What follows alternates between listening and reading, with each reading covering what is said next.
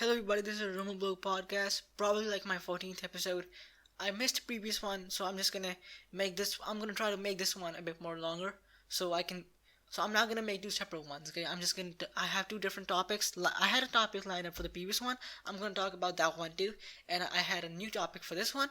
I'm just gonna mix them up and do both of them in the single podcast. So, I'm not gonna make a 15th one, it's just a 14th one, which is gonna make up for the previous one that I missed.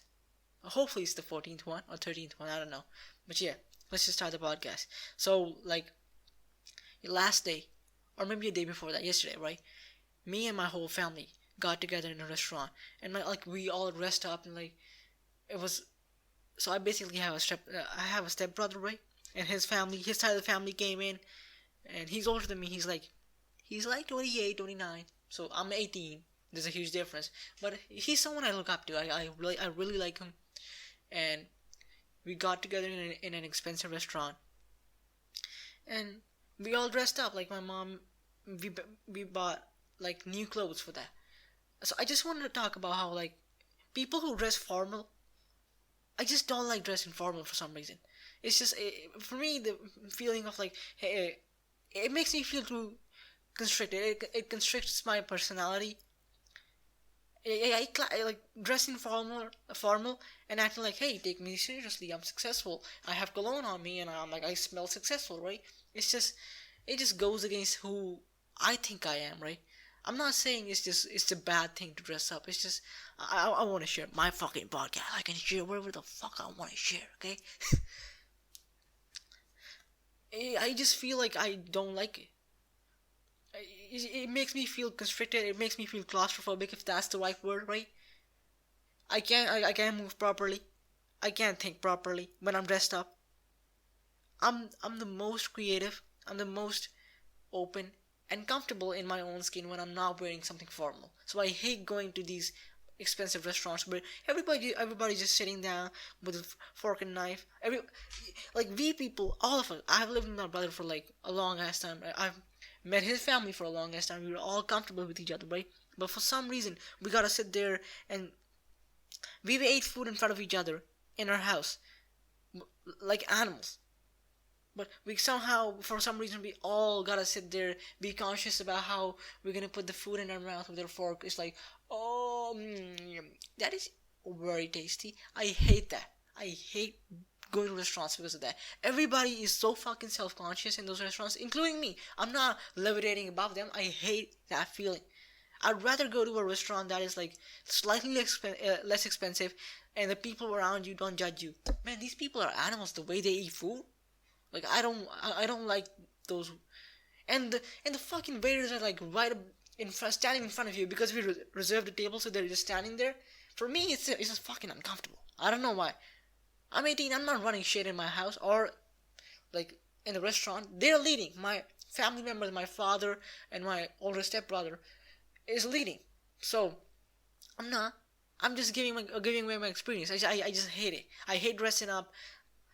By dressing up, I don't mean like wearing good clothes, feeling good about yourself. No, that's not what I mean. I feel like, sorry, I'm talking about like dress code and all that stuff, right? Tuxedo shoes, and I hate that. Everybody's smelling like a different form of cologne. I hate that too. Like all these smells are mixing up. They're not meshing well together, and this whole table just smells like cologne. Everybody's just I'm extremely sophisticated. Look at the way I put food in my mouth. Like, I hate it. Fucking hate it. So, now I'm gonna move on to the next topic. That was a rough fucking transition, but hey, I'll just do it. Doing it in one go. I'm perfect. Keeping it real out here, right? Now I'm gonna talk about these fucking YouTubers who. This was the topic I had lined up for the previous podcast. I'm just gonna do it right now.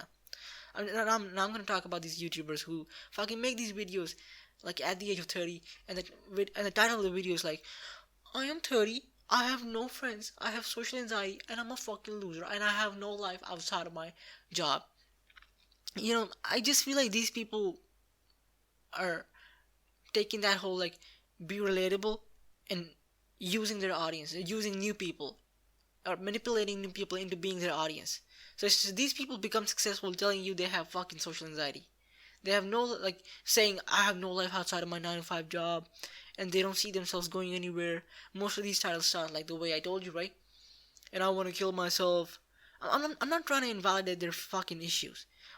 But I gotta say, these people sell you this whole brand of relatability, and then sooner or later, they're like, hey everybody, today's video sponsor is BetterHelp.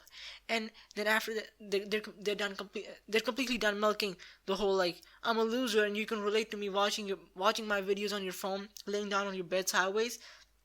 They move on to this whole, like, I'm here to help people because I have crossed this difficult bridge in my life, and I want to guide everybody else to cross that bridge too. Isn't that what human beings are supposed to do, right? You're supposed to help other people. Once you get money, you gotta give it money. You gotta give back to the community. Never forget where you came from. I hate that. I'm not saying that there's something wrong with, like, having sponsors and shit, something like that, like BetterHelp. I don't know. There was a whole controversy about BetterHelp. I don't give a fuck about that. I'm just saying there's nothing wrong with, like, you have to get your money from someplace, but it's just lying to your audience. I'm not saying they're not lying about their issues. It's just the way they go about it. It's just the most hacky way of becoming successful on YouTube. Don't get me wrong. It's being successful on YouTube, whichever way you go about it, is difficult. So for like, even like, let's say 1,000 people try. Out of 1,000, like 10 people make it in a single year. It happen if you like look at YouTube and their whole algorithm, right? Like, not actually, just the way, like, you see patterns, right? You see that every single year there are like a couple of 10 or 15 YouTubers that just blow up out of nowhere, and they don't have a lot of life on their, they don't have a lot of reps into their videos either. So it's just they are successful out of nowhere, and like, out of those 10 YouTubers, 5 of them actually like are able to take the pressure of being successful, and the other 5 are just like, I can't handle it. They don't have the work ethic. They never were able to put it. They never put in the work that other YouTubers put. Most YouTubers become successful like 5, 6, 7, 8, or 3, 4 years into their YouTube career. Most people are like that. Most people don't get it down until like a couple of years after that. Just like comedy, right? But comedy takes a lot more than that. But I'm just saying, like, I was trying to make a reference. It's just the most hacky and manipulated way of becoming successful on YouTube. But I don't really care. Do whatever you want to do. This is just my opinion. I'm not one of those people. Is this ethical? Is this supposed to stay on YouTube? Like, are we even supposed to allow this? I'll cancel him. Like, no, I don't care about that. I'm just mentioning something, right? That's it. Like, fucking 2 years after telling you how miserable they are on YouTube, they're like, hey everybody, my self-help book is out, and make sure you buy it. And because it's I poured my heart and emotions into this book.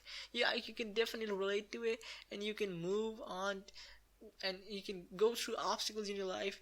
There are some extremely good tools in this book that are gonna help you go through obstacles in your life. I just hate that. It's a hacky way of becoming successful on YouTube. I hate it. That's about it. I just, like, 8 minutes 30 seconds, I talked about what I hated. That's it. I'm glad this podcast is long. I was able to make up for it. The previous missed one podcast. Sorry. Thank you for listening to my bullshit. And goodbye.